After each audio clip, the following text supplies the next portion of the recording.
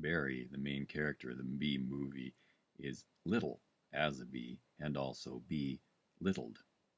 So he not only is a little smaller than Adam, his best friend, and smaller than the jocks that he emulates in his career, but in the way the jocks speak to him, he is belittled, made to seem slightly less than what he is, or at least challenged to be more than what he is.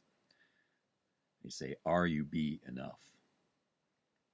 And this hints at lack of size, but also plurality, as if later on Barry is going to represent all bees, not just one, and make the speech, including the line, "By taking away our honey, you're taking not only everything we have, but everything we are." So when Barry is spoken of, there's always this close association with R and B, sounds that are put together to make not only the word bear, which I've talked about in a previous video, but Barry, his name. And when his father speaks to him, he's contemplating his future without honey, his father says, "You have no life, you have no job, you're barely a bee." So his name, Barry, is a contraction of this phrase, barely a bee, a belittling of a phrase that is meant to belittle him on another level. He's constantly presented as less than what he really is, which makes not only the opponents of Barry, but the viewer underestimate him. He is presented in miniature to represent not only all bees, but the aspirations of people other than bees. He enters political life at the same moment he enters human life. He says, "Mayday, bee going down," bounces in through a window into Vanessa's house, and the first thing he strikes, of any significance, is a snow globe of Mount Rushmore, which contains the images of 4 prominent US presidents. And when he puts up his head, although it's a tiny version of Mount Rushmore, he is of the same importance in the image as the faces of the other 4 famous US presidents. So he's presented in a way that we might not immediately think is important as a campaigner, a candidate for president. And he takes the route many US politicians take along their way to building a political career, which is being a lawyer in a prominent legal case. He's belittled in the trial in several ways, but it's also an advantage because he takes the stance of saying, lots of people think they can take advantage of us because we are the little guys. And when Vanessa first puts him out, saves him from Ken, puts him on Ken's resume brochure and slides him out the window, she says, "There you go, little guy." This is the critical point in Ken and Vanessa's relationship. Vanessa feels sympathy and wants to uphold the rights of those who are little, where Ken is a bully and will take advantage of those who are weaker than he is. It also serves him well then in the justice system, if there really is a justice system. And it seems to be more of a bee justice system than anything else. The whole trial has an air of being rigged. Several of the things that happen in the trial should never come to pass. The whole trial shouldn't exist in the legal system as we know it. Whether a bee would have standing, whether he would be regarded as a U.S. citizen and have the right to represent all bees of the world in an American court, are sorts of things that would probably have to be sorted out before the trial could begin. But the judge's name is Bumbleton, so there's a hint that there's some sort of covert bee legal system, and the corporations and the people on some level are part of it. And Leighton T. Montgomery doesn't always seem to play an adversarial role in the way that he addresses Barry in the course of the trial. He says that the bees date their cousins, but that all of the children in the hive are given birth by a single mother. These are two very contradictory statements, very different ideas of how bee society is structured.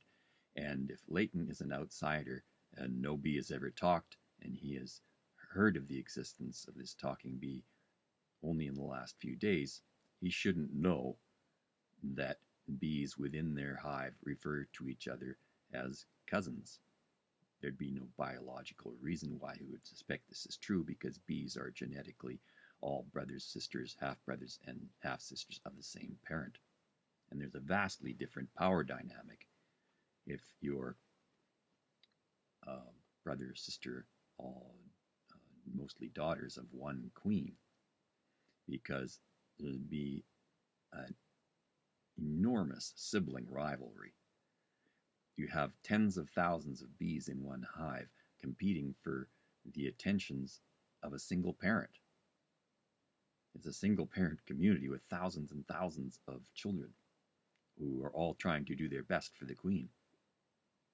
Whereas with cousins, it's not such a high pressure relationship. Cousins can hang out with each other, they can sort of come and go, they're not necessarily in direct competition the way that brothers and sisters of one parent are.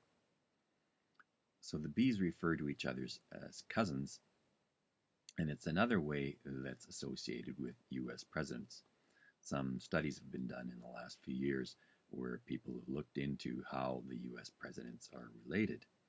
And one way of looking at it is saying that all of them are related, however distantly, as 20-something cousins at the maximum. So all the U.S. presidents, these people are trying to say, are essentially drawn from a common pool. They're all connected in some way, much like the bees address each other, as if they are part of this powerful community that has given rise, among other things, to U.S. presidents. Even though bees have a society that in its values is diametrically opposed to the values of the U.S. Constitution, where the individual is the thing to be protected by the government, rather than having the government protect a queen, or rather than having the people protect a queen who represents the government. So there's this upside-down nature to the whole thing. And when Leighton T. Montgomery says to Barry, much like the pollen jocks and Barry's father said before him, that in a belittling way, you are an illegitimate bee. He's not raising the primary question that would win the trial for him. If he wants to make bees look bad by saying they're too closely related, he should just say they're all brothers, sisters, half-brothers, and half-sisters, but he doesn't say that directly. And in questioning Barry, he talks to him the way he would talk to a future presidential candidate that he doesn't want to actually disparage completely. It's like he wants to confront him in such a way that it won't actually stop him being a candidate for office. A simple thing to say would be, to be U.S. president, you need two parents who are American citizens, and you have to be an American citizen born in the United States yourself. But he doesn't raise those points. He just says, those aren't your real parents, which is not the heart of the question if you're looking for someone's legitimacy, if he's a legitimate bee. Now the question here is in saying that you are an illegitimate bee is not only with regard to Barry. Barry does not represent only Barry, but all of beedom. So is Leighton T. Montgomery saying that all bees are illegitimate? And that's a legitimate question when they're all members of a totalitarian society and they're looking to be eventually, through the process of the trial, put on the path where they could be regarded as American citizens. So if you give the little guy a leg up, but he's a totalitarian little guy, what's that going to do to your society? If you end up including this whole corporate, cradle-to-grave raised set of people who have no real concept of themselves as individuals with inalienable rights to life, liberty, and the pursuit of happiness, who are given a place by their creator in a country dedicated to the proposition that all are created equal. And bees certainly don't live for very long under the premise that they're all created equal, because they start diverging with royal jelly quite quickly. So the issue is much bigger than it seems, and much of it is glossed over or presented so the viewer doesn't grasp the full importance of it. But at the end, it seems that the legal system is really organized by and for the bees and presided over by a Judge Bumbleton, and the settlement won by the bees is greater than anything that humans could get, even though humans are the ones who are supposedly defined as the highest order within the legal system that the government is supposed to serve. The bees get their schools, homes, and hospitals, symbolized by the honey, back, supposedly, in their settlement, along with the wages that have been taken from them. They don't get their inalienable rights to life, liberty, pursuit of happiness, and their status as the highest order of beings. But immaterially, they're getting a lot more than all the U.S. general population has lost since the movie came out, and ensuing disasters like the housing crisis of 2008, 2009, and all the lockdown losses have inflicted on the U.S. population in terms of loss of their access to public facilities and their own wealth.